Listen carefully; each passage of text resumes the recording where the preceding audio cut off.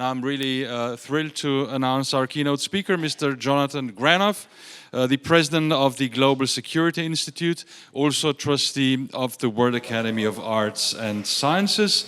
Mr. Granoff is also a senior advisor and United Nations representative of the Permanent Secretariat of the World Summit of Nobel Peace Laureates, signatory to the Global Peace Offenses. So, Mr. Granoff, the floor is yours, and you will later also take part in a very interesting debate. Thank you. Great, thank you very much. I want to thank the two distinguished organizations of science and art, the World Academy and the European Academy. Particularly want to thank the Alma Mater University for convening us. And I want to get right into it, but before I do that, I want to get a picture of you guys. So just put your most beautiful faces on and shine so I can share this with lots of people when I get home. Thank you. Because it doesn't matter like what I say if it doesn't communicate something and spark something in you. So I want to get right off from listening to what I've been hearing, something that I hadn't planned on talking about, but I want to start out with some basic facts that really mean a lot to me. And I hope it means a lot to you. 50% of the human population owns less than 2% of the world's wealth. That means there are mothers today deciding which one of their children will have enough calories to live the next week. That's a reality. 0.001% of the world's population owns 3 times the wealth of the bottom 50%, almost 4 billion people, owned by 0.0001%. Last year, over $2.5 trillion was spent in armaments. My country spent almost $1 trillion alone. But the statistics are that less than 318 billion would be needed to eliminate extreme poverty. So we don't really have a problem, a technical problem, in terms of taking care of billions of people right now. We don't have a problem of expanded knowledge. We have the technical capacity and we have the wealth. We hear people like Elon Musk talking about expanding consciousness. No, we need to expand conscience. We need to expand knowing the reality of what suffering is for so many people. And we need to talk about what it is to bring human security to people. We have so much security preoccupied with the security of states and institutions that we create. States. I mean, states are a fairly recent creation, created in the 1640s to stop people arguing over whose definition of Jesus' love was better, and they were slaughtering each other in massive numbers in Europe. And people got together to separate them. Got together to separate people. But today we have to figure out how do we work together. And that's called building trust. Building trust. The Cold War was ended because trust was built amongst people in both blocs. In an essay that George Shultz, the former Secretary of Defense of the United States, wrote reflecting on his life. And remember, he was one of the people committed to the abolition of nuclear weapons that put in motion the reduction of the arsenals by over 80% since the first summit in Geneva, in which the superpowers said a nuclear war can never be won and must never be fought. And then ended that paragraph saying, and neither party shall seek military advantage over the other. At the height of the Cold War, that was because they trusted each other. As he said, when trust was in the room, whatever room it was, the family room, the school room, the coach's room, the military room, good things happened. When trust was not in the room, good things did not happen.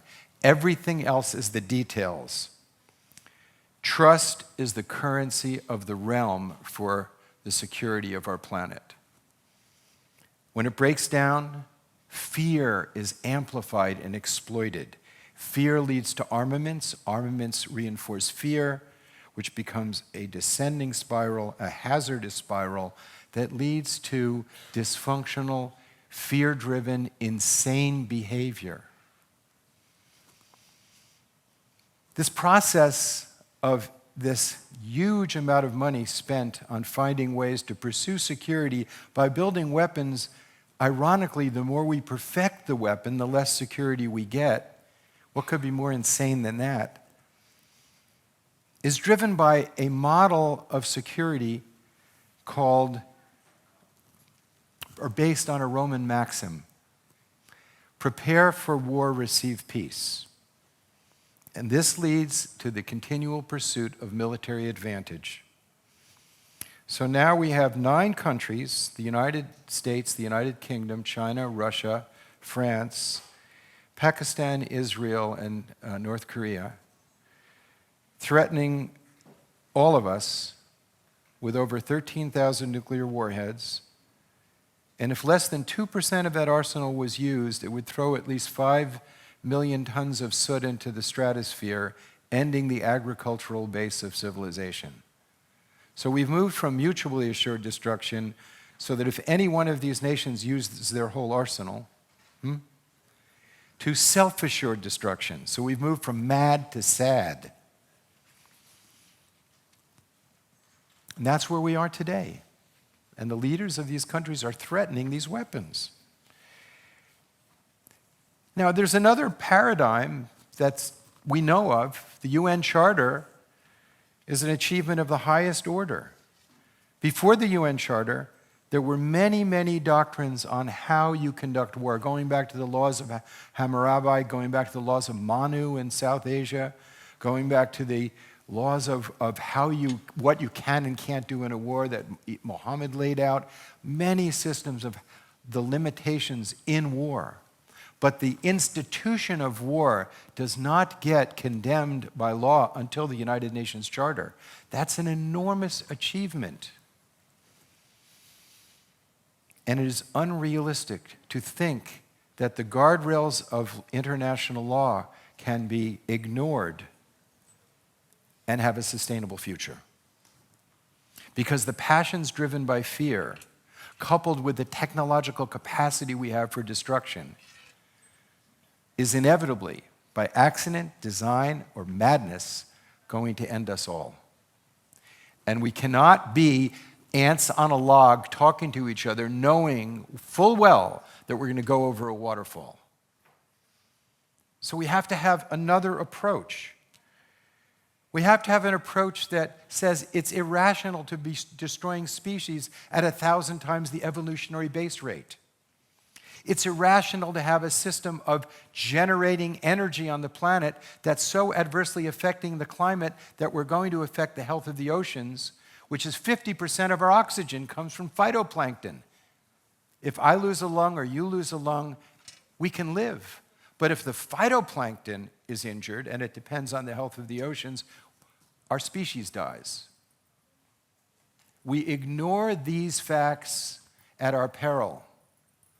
And the fact of these destructive behaviors is not coming because we don't have enough technical information. It's because we forgot the why. The why. The why. And this conference is so noteworthy because the why is about taking care of people. That's the why of the pursuit of knowledge. And that's why it is such a laudable endeavor that the Alma Mater University is hosting the Global Peace Offensive, because that is what is needed right now. It is both practical to take proactive engagement using all of the skills of the different disciplines of the world: science, diplomacy, law, culture, art, to look at how do we move toward a peaceful, coherent world. We don't know, there's no silver bullet, what a horrible analogy, silver bullet answer to that question. But we do know that the processes of engagement, dialogue, and addressing problems can lead to extraordinary solutions. And we do know some examples of things that actually work. For example, my colleague from the World Academy of Art and Science, Donato, has identified a whole list of methodologies that we've learned in the realm of diplomacy that work. For example, we know that sometimes graduated reciprocity in threat reduction, unilateral actions, characterized as weakness by the fools who deny our common humanity and demonize adversaries, works. So the United States, which I know very well, had a president with Richard Nixon who unilaterally said, we're going to destroy our biological weapons. We're not going to wait for others to do it. These weapons are morally reprehensible, and we have better ways of defending ourselves. And he started destroying the biological weapons program.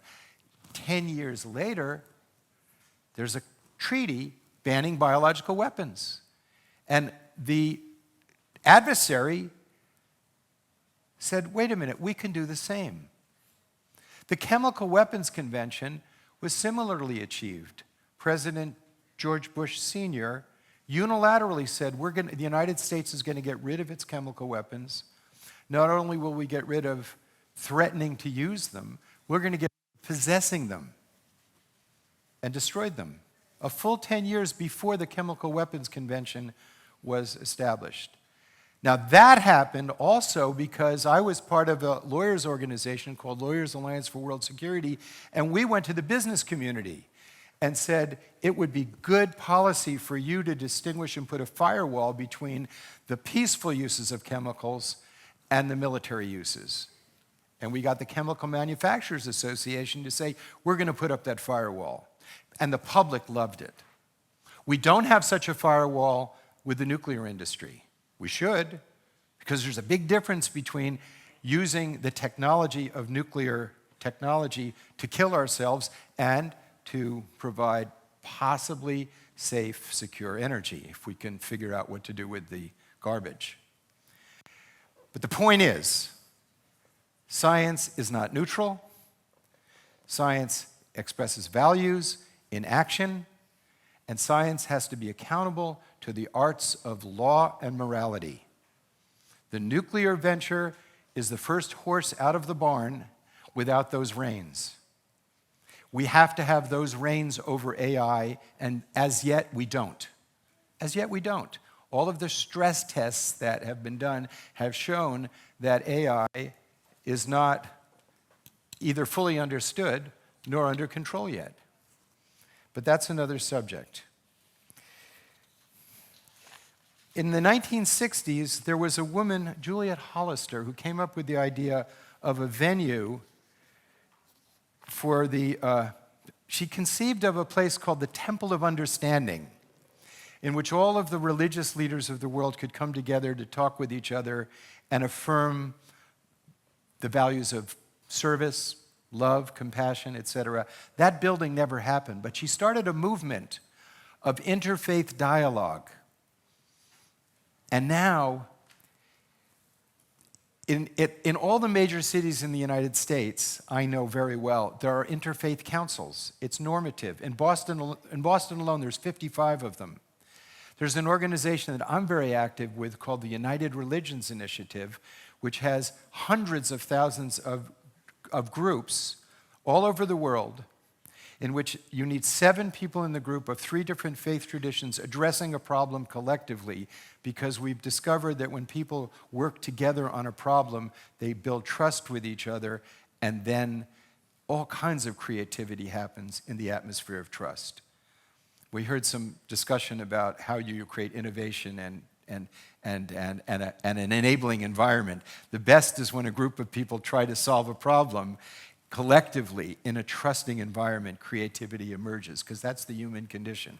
When you're in a caring environment, all kinds of amazing things happen.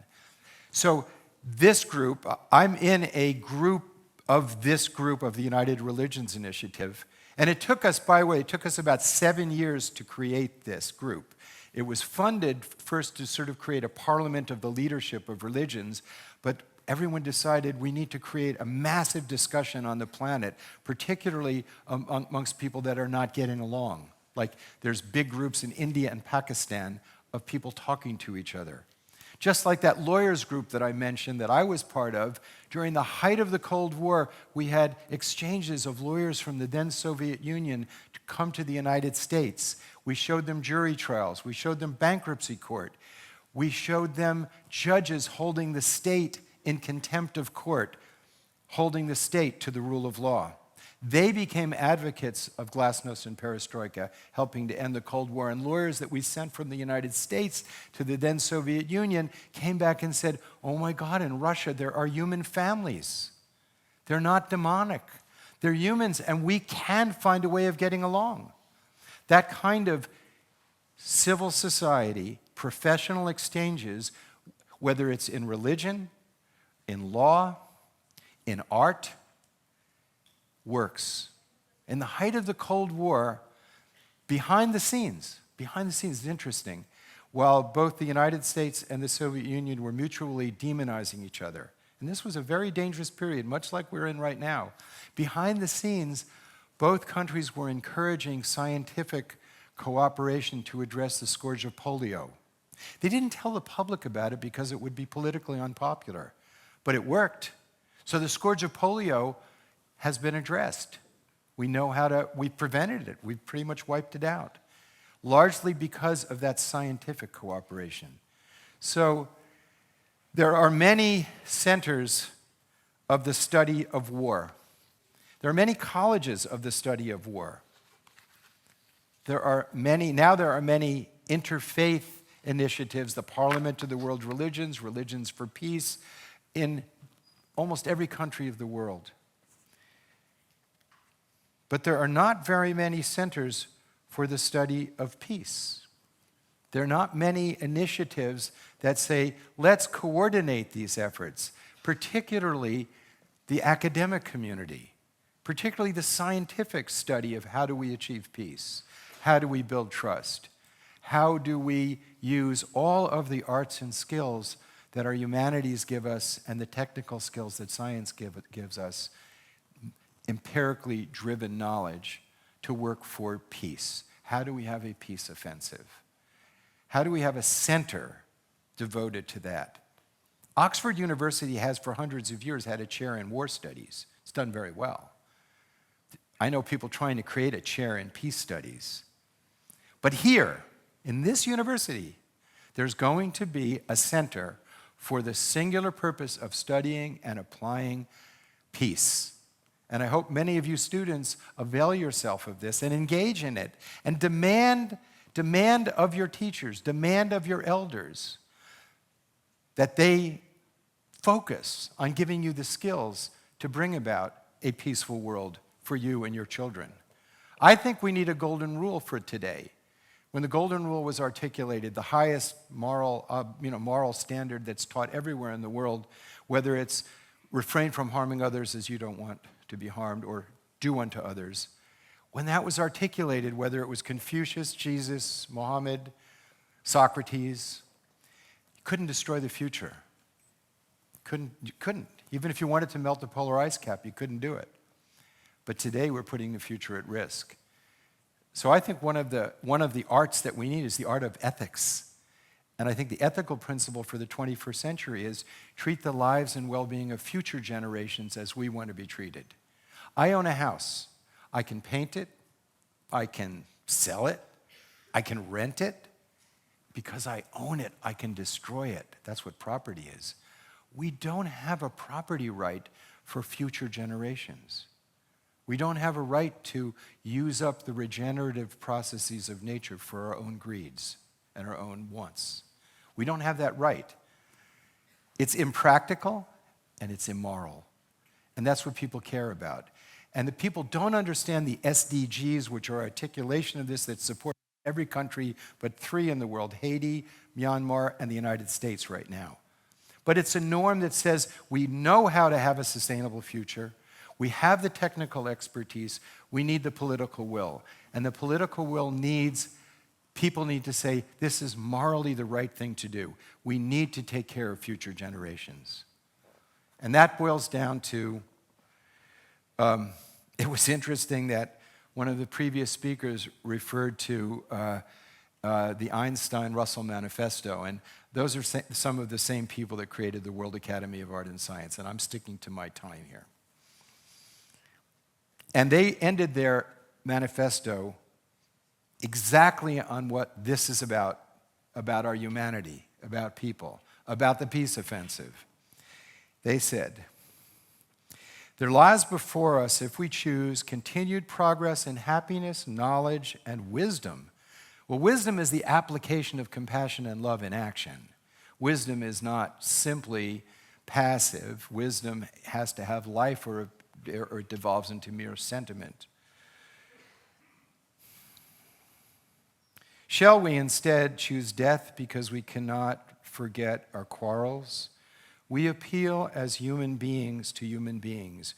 Remember your humanity and forget the rest. If you can do so, the way lies open to a new paradise. If you cannot, there lies before you the risk of universal death. I believe that the global peace offensive has the potential to stimulate and catalyze the voice of conscience in enormous numbers of people and organizations worldwide who truly believe that people have the will, knowledge, heart, and soul and passionate desire to live harmoniously. There's a powerful constituency sitting on the sidelines. There's a powerful alliance between people who care about a sustainable environment and people who care about peace and security. And anyone who looks into the eyes of their children or grandchildren can say, I have a responsibility to them. But nobody has been bringing them all together. So my colleague Donato has come up with this brilliant idea of a peace offensive. The potential of it is enormous. The need for it is clear. And the only way it's going to happen is by people engaging in it, raising the money, raising their energy, raising their passions, and engaging with each other at a global level. We now are in a time in which when we say we, it doesn't just mean, this is the conference on the status of women, and there's a portion of it in remembering Dr. Jane Goodall. And Dr. Jane Goodall, and I think I'm one of the few guys in this. I taped part of the memorial because I worked so closely with her. And I pointed out that when she said we, it didn't mean just human beings. It meant the whole web of life. And the fact is that if we die, the ants will do just fine, and so will the bees. But if the ants die, we have about 2 months to live. So when we make a commitment toward life, we have to include the web of life. And that's what we now know by science means we're but a thread in this web. And so our sense of connectivity to one another and to the web of life, that is what we have to work at. That's the technical knowledge that we need. And that's about us, human beings. Remember your humanity. That's first. Thank you.